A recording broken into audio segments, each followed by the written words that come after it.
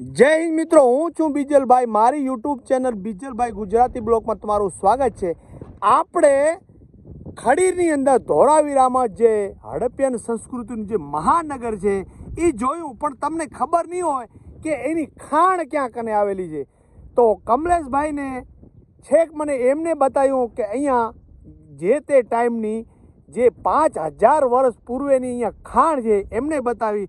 ઘણા બધા અહીંયા જે આપણને માર્ગદર્શન આપે, પણ બધાથી વિશેષ મને કમલેશભાઈનું લાગ્યું કે નહીં, ઘણા બધા અહીંયા સ્થળો છે.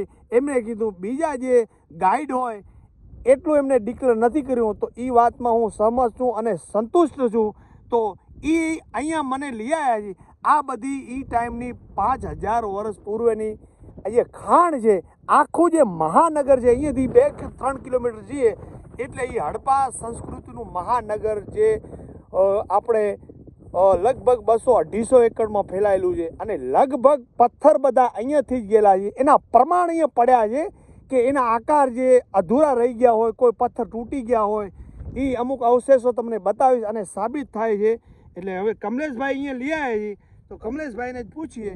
કમલેશભાઈ, પહેલી તો એ જ કહી દો કે કોઈને આટલું બધું તમે મને કેટલા બધા સ્થળ ગણાયા, પહેલું તમે પરિચય આપી દો એટલે બધા કોઈને પણ જો આજ દી સુધી ખબર નથી કે અહીંયા કને ખાણ છે. ખાણ છે એટલી ખબર હશે સાહેબ, પણ ક્યાં છે એટલી ખબર નથી.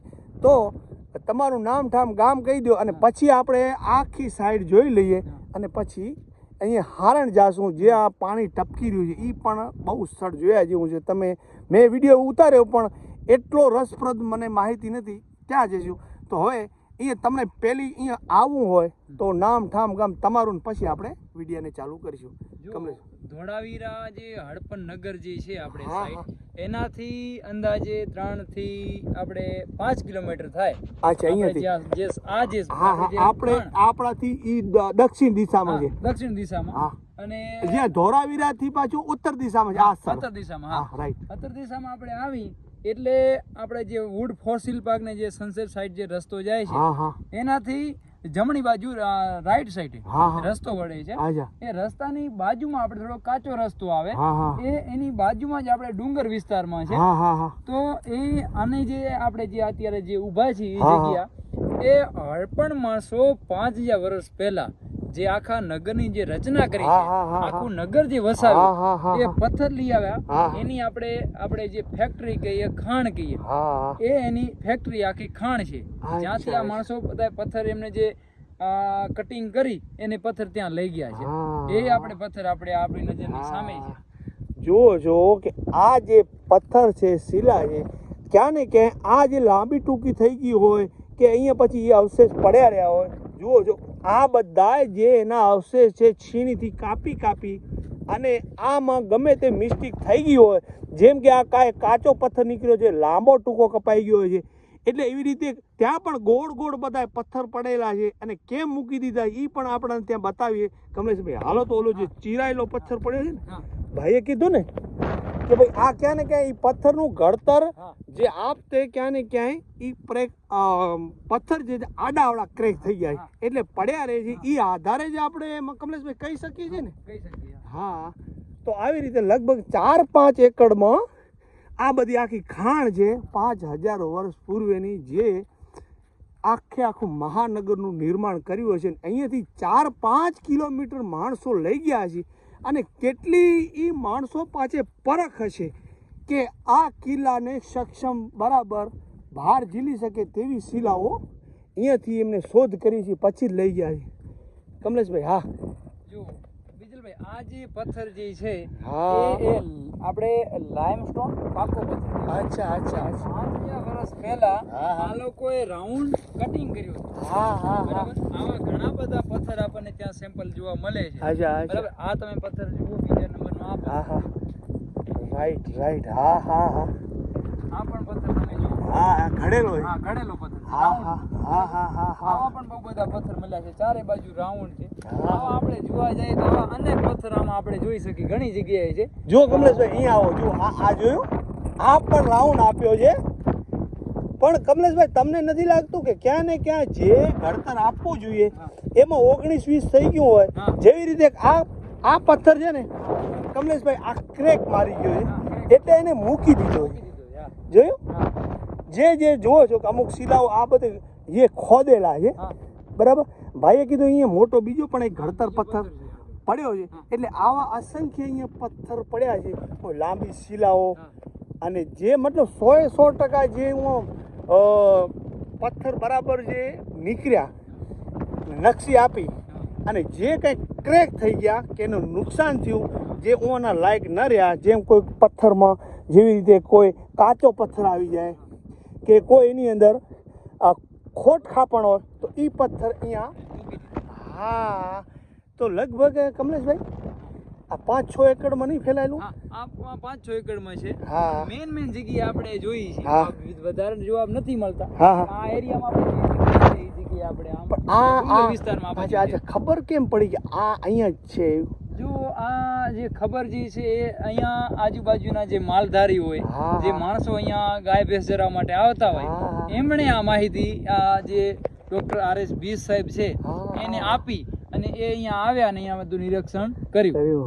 હા પણ બહુ મજા આવી આટલા સમય સુધી કેટલા માણસોએ કીધું કે ભાઈ ખાણ ક્યાં છે એમ કીધું પણ ક્યાં છે એવી કોઈને ખબર નથી તો આપણે અહીંયા કેટલું જોયા જેવા સ્થળ છે ધોળાવીરા આજુબાજુ પહેલા તમારે નામ ઠામ ને મોબાઈલ નંબર આપી દો એટલે કોઈને બીજાને પછી આવવું હોય ને તો એને આસાનીથી આપણો તમારો કોન્ટેક્ટ કરી શકે એ આપી દો ને પછી એને કેટલા સ્થળ અહીંયા ખડીરમાં તમને જોયા લાયક છે હા જોવા માટે અહીંયા ધોળાવીરા ખડીરમાં જે આપણે જે કહીએ તો પહેલો મારો પરિચય આપી દઉં. મારું નામ મકવાણા કમલેશભાઈ, ગામ ધોળાવીરા અને મારા મોબાઈલ નંબર આપી દઉં 9925544722 બરાબર. અને ધોળાવીરા જગ્યા જોવાની જે વાત કરીએ એમાં પહેલા નંબરનું આપણે આવે સાઇટ જે યુનેસ્કો વોલેટેડ સાઇટ છે એ સાઇટ છે. બીજા નંબરનું આવે આપણે મ્યુઝિયમ મ્યુઝિયમ પછી જે વાત કરીએ તો આપણે કને ટાઈમ હોય તો વધારે ઇન્ટરેસ્ટ હોય તો એ લોકોને આપણે શમશાન જે આપણે જે સિમેટ્રી કહીએ એ માણસોના શમશાન પણ આપણે જોયા જેવા છે. ત્યાં પણ બહુ બધા પથ્થર છે એમના શમશાન છે. બીજા નંબરનું જો આપણે ઇન્ટરેસ્ટ હોય આ લાઈનમાં તો આપણે આ એમની ખાણ જોવા માટે આવી શકીએ બરાબર. બીજા નંબરનું જે છે એ અહીંયા જોવા આવી તો બાજુમાં આપણે સારણ ગંગા જે કહીએ એ પણ જોયા જેવું છે. ત્યાં પાણી ટપકે છે બરાબર. એ તારે આપણે જોવા જવાના છે. અચ્છા બીજું તમારી નજર બીજા નંબરનું જે છે આપણે ફોરસીલ પાર્ક કરોડો વર્ષ પૂર્વેનું.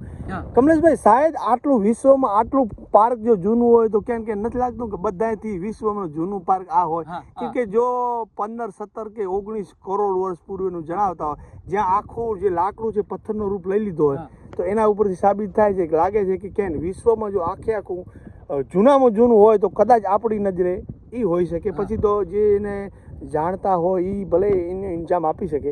અચ્છા પછી એના સિવાય આપણે જે ફોરસીલ પાર્ક એની બાજુમાં ગુરુદત્તનું મંદિર છે. સનસેટ પોઈન્ટ આપણે જે નજારો જોવા સાંજના એ પણ સારામાં સારો છે. અને જો વધારે રણ સુકાઈ ગયું હોય તો જૂન જુલાઈમાં સુકાઈ જાય તો આપણે અંદર પણ જે ડુંગર છે ભજણા ડુંગર એની ઉપર પણ આપણે જઈ શકીએ છીએ. અને પછી આપણે રોડ ટુ હેવન આવે જે 30 કિલોમીટર આખું વાઇટ રણ. અને જો ચોમાસામાં આવીએ તો આપણે ત્યાં ફ્લેમિંગો પક્ષી આપણે એ પક્ષી પણ જોવા મળે. અને બીજા નંબરનું આપણે જઈએ તો છીપર પોઈન્ટ અમરાપરની બાજુમાં છીપર પોઈન્ટ છે. પછી ભીમ છીપર પોઈન્ટ થોડું પૂછા કરી જાવ કોઈ કે હા ને ના એટલે કે કોઈને પૂછા કરી જાવ રસ્તો છે બાઈક હાલી જાય. બાકી આપણે 4 વ્હીલર નો આવતો કે અત્યારે લગભગ ત્યાં મનાઈ પણ છે ખબર નથી પણ એ પાછળ ચોક પાડીને જવું. અને એની ઉપર અમુક બાઈક રાખીને ફોટા પાડતા હતા એના કારણે ત્યાં થોડુંક આપણે બંધ કર્યું છે. પણ એમાં થોડું ઘણું છે બરાબર એ જોઈને પૂછા કરી જાવ એમાં ક્યાંક આપણે અડચણ પણ ઊભી થઈ શકે. અને એની બાજુમાં આપણે જનાણમાં આવી તો ભીમગુડો છે બરાબર. રતનપરની જે વાત કરીએ તો આપણે આડીભડંગ